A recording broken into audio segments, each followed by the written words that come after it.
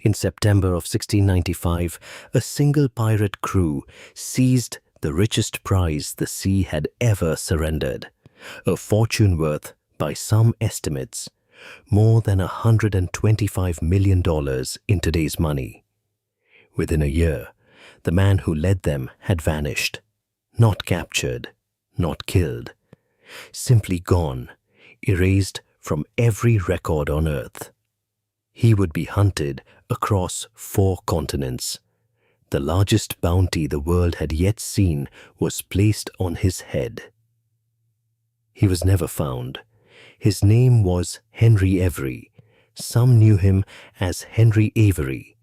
This is the story of the greatest heist of the age and the disappearance that has never been solved. To understand the vanishing, you have to start with a mutiny. In the spring of 1694, a small fleet of English ships lay anchored in the harbor of La Coruna in northern Spain. They had been hired for a trading expedition, but the venture had collapsed into chaos. For months, the crews sat idle, unpaid, their wages held back, their patience running out. The Spanish backers, who were meant to pay them, never did. Fever spread through the ships, and men began to die at anchor, having earned nothing at all. On board a warship called the Charles II served a quiet, experienced sailor named Henry Avery, the ship's second mate. He had spent years at sea, in the Royal Navy and, by some accounts, in the brutal trade in enslaved people. Among the crew, he was known simply as Long Ben, a steady man the others had come to trust. Avery watched the desperation around him and saw his moment.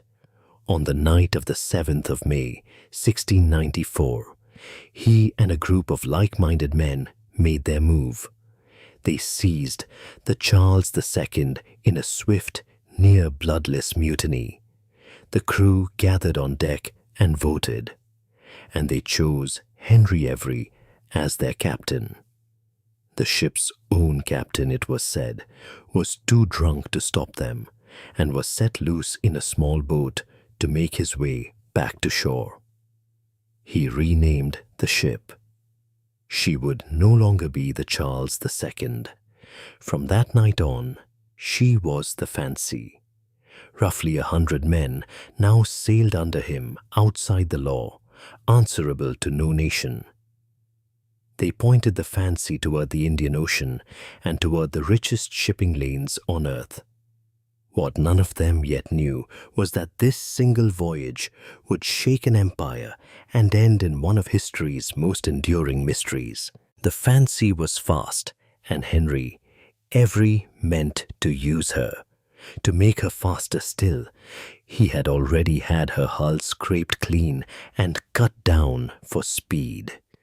He sailed her to the mouth of the Red Sea, to a narrow strait called Bab el-Mandeb, where the sea funnels into a channel only a few miles wide. Avery knew that once a year, an immense fleet passed through that strait, ships of the Mughal emperor, carrying pilgrims home from Mecca, and with them a fortune in gold, silver, and jewels. He was not alone. Other pirate captains had gathered in those waters, among them the notorious Thomas Tew.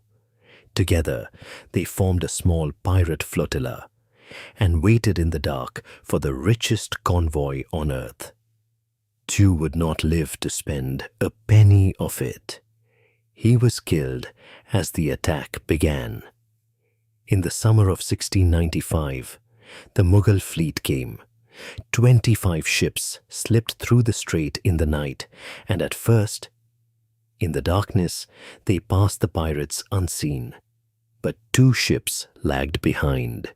One was an escort, called the Fateh Mohammed. The pirates ran her down and took her, and found a respectable fortune in her hold. It was only the beginning. Ahead lay the true prize, the Ganj-i-Sawai, the greatest ship in the emperor's fleet, enormous. Heavily armed, carrying hundreds of passengers and a treasure beyond reckoning. She carried perhaps 800 people and dozens of guns, and she belonged to the emperor himself. She was not defenseless. She carried dozens of cannon and hundreds of guards. On paper, she should have blown the smaller fancy out of the water. Then fortune turned against the giant. In the opening exchange, one of the Ganj-i-Sawai's own cannon burst apart on deck, killing its crew and throwing the great ship into confusion. A lucky shot from the fancy brought down her mainmast. The pirates closed in, grappled the hull, and swarmed aboard. For 2 to 3 desperate hours, the fighting raged across her decks. By some accounts, the Mughal captain fled below and hid among the women rather than lead the defense. However it happened, the resistance broke and the ship fell. What the pirates did next was savage. Over several days, they tortured and abused the passengers and crew of the captured ship. It is a dark chapter, remembered honestly here and not shown. The treasure they carried off was staggering. Contemporary estimates ran to hundreds of thousands of pounds in gold, silver, and jewels, a haul valued today, by some, at more than $125 million. Avery divided the spoils among his men and turned the fancy away. He had just committed what many still call the richest pirate raid in history, and in doing so, he had made an enemy of an empire. Word of the attack reached the Mughal emperor Aurangzeb, the most powerful ruler in the world, and he was enraged. He had granted the English the right to trade in his empire. Now he spoke of tearing that right away. The Ganj-i-Sawai had belonged to his own court. Its passengers had been under his protection, and it had been plundered by Englishmen. Aurangzeb's fury fell not on the pirates who had vanished, but on the English merchants living in India. He ordered the arrest of officials of the East India Company and threatened to expel the English from his lands entirely. At the great port of Surat, English trade was shut down, and for a time it seemed the company might lose India altogether. For the East India Company, this was a catastrophe. Their entire trade with India, worth an immense fortune, suddenly hung by a thread because of one pirate. To save that trade, England was forced to act. The company agreed to pay compensation for the loss, and the Crown promised to hunt the pirates down.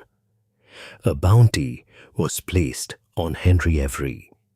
The Privy Council offered £500, and the East India Company doubled it, bringing the reward to £1,000. It was an astonishing sum, more than most men could hope to earn in a lifetime. Proclamations naming Avery went out across England and its colonies, and to ports far beyond. Historians regard it as the first worldwide manhunt in recorded history. A captain named William Kidd was sent out, in part, to catch pirates like Avery. Kidd never found him. Worse, Kidd himself would drift into piracy and later hang for it.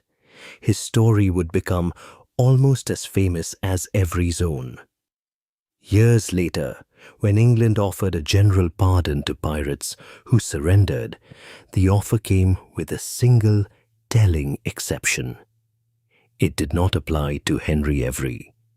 The state wanted him more than almost any criminal alive. And yet, for all the proclamations and rewards, the man at the center of it all was already slipping through their fingers. Because by the time the world was hunting Henry Avery, Henry Avery had already begun to disappear. In the spring of 1696, the Fancy reached the Bahamas and the pirate island of New Providence near modern Nassau. Avery, ever careful, is said to have bribed the local governor for shelter, handing over the ship itself and a fortune in ivory and gunpowder. The governor welcomed the gold and asked very few questions. Then he did the shrewdest thing of all. He broke up his crew. A single group of 100 rich pirates would be easy to spot. Scattered men quietly slipping into port towns would not. The men fanned out across the colonies and back toward Britain and Ireland, carrying their shares of the plunder with them. Some were not careful enough. A number of the crew were tracked down, arrested, and put on trial in London in 1696. 6 of them were brought before the Old Bailey, the central criminal court of the city. The first jury, remarkably, refused to convict them. The authorities, desperate for a public punishment, tried again on different charges. It was an embarrassment the government could not allow to stand. This time, several men were found guilty and hanged.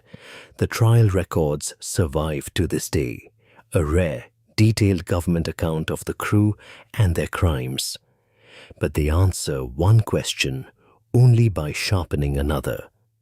The hanged men were the followers. The captain, the mastermind, the one name the crown wanted above all, was nowhere to be found. The last credible traces of Henry, Avery place him in Ireland in the middle of 1696. A ship called the Seaflower, used by his men, had already slipped into Newport, in Rhode Island, earlier that same year. Avery himself is said to have landed in Ireland, sold off some of his jewels, and stepped quietly out of sight. After that, nothing. No arrest, no confession, no grave anyone could confirm. One of the most wanted men on earth had walked off the page of history. He left behind only the legend, the missing fortune, and a single question that has echoed for more than 300 years. What happened to Henry Avery? For 3 centuries, people have tried to answer that question. And the theories are as strange as the man himself. Some are almost certainly false. 1 or 2 are far harder to dismiss. The first, and the bleakest, says that all his cunning came to nothing. According to an unreliable account published decades later, Avery ended his days a pauper in Devon, cheated out of his treasure by merchants, and dying with less than the price of a coffin. It is a satisfying moral ending. But it rests on thin, late, and doubtful sources, and many historians simply do not believe it. A popular book, published in 1709, even claimed he had become a king, ruling a pirate paradise on the island of Madagascar. That, at least, was pure invention. A second theory holds that he slipped into Ireland or Scotland, changed his name, and lived out a long, ordinary life under a quiet disguise. His fortune spent carefully and in secret. A third points somewhere far more surprising, across the sea to New England. For centuries, that idea was only a rumor. Then the ground itself began to speak. In 2014, an amateur historian named Jim Bailey dug a strange, worn silver coin out of an orchard in Middletown, Rhode Island. It was Arabic, and it had been minted in Yemen in 1693. It was the kind of coin that should never have been in colonial America, and it was exactly the kind of coin Avery's crew had seized from the Ganj-i-Sawai 2 years later. More coins followed, unearthed across New England, from Rhode Island to Massachusetts to Connecticut. None dated later than the raid itself. More than a dozen have now been documented along the eastern seaboard. They trace the quiet movement of pirates hiding in plain sight. But here is the crucial thing. Those coins are not the lost treasure. They are footprints. They tell us where his men went. They do not tell us where Henry Avery went, or where his fortune lies. His treasure has never been found. His fate has never been proven. The richest pirate in history seized a fortune, outwitted an empire, and simply vanished. So what do you think really happened to Henry Avery? The case is still open.